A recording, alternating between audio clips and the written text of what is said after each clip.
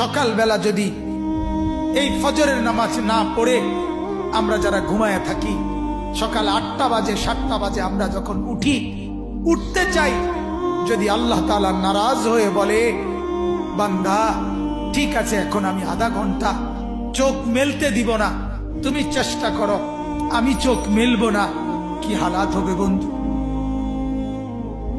কেমন হবে? তোমার চিৎকার দেখবে কে?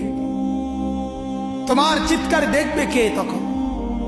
এজন্য আল্লাহ তাআলা বলেন আমি রব্বুল আলামিন, আমি আল্লাহ তাআলা অসংখ্য গুনাহ মাফ করে দেই।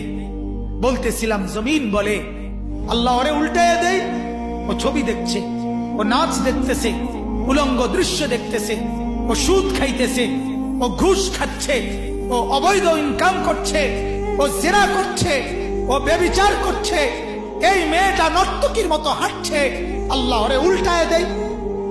আল্লাহ তাআলা ফেরেশতা বলে আল্লাহ ওরে মটকায়া দেয়। আল্লাহ তাআলা বলে জমিন তুমি বানাইছো? জমিন বলে না আপনি বানাইছেন। আল্লাহ ফেরেশতাকে বলে ফেরেশতা তুমি বানাইছো? ফেরেশতা বলে না আপনি বানাইছেন। আরশ আজিম থেকে আল্লাহ তাআলা বলে শোনো, এক কুমার মাটির পাতিল যে বানায়, সেও তো মাটির পাতিল নিজের হাতে বানাইয়া ভাঙতে চায় না।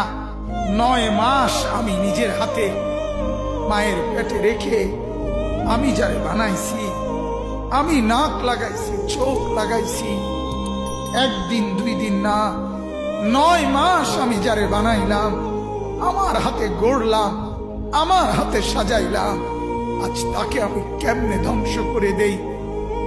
কেমনে ধ্বংস? এজন্য উল্টাচ্ছি না, এজন্য আযাব দেই না, আমি অপেক্ষা করি আমার বান্দা যদি তওবা করে, আমার বান্দা যদি কোনোদিন ফিরে আসে। আল্লাহ তাআলা বলে আমার বান্দা তুমি যদি ফিরে আসো, আমি 90 বছরের গুনাহ একসাথে মাফ করে দেব।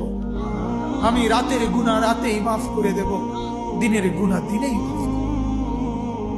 তুমি আইসো আমার কাছে।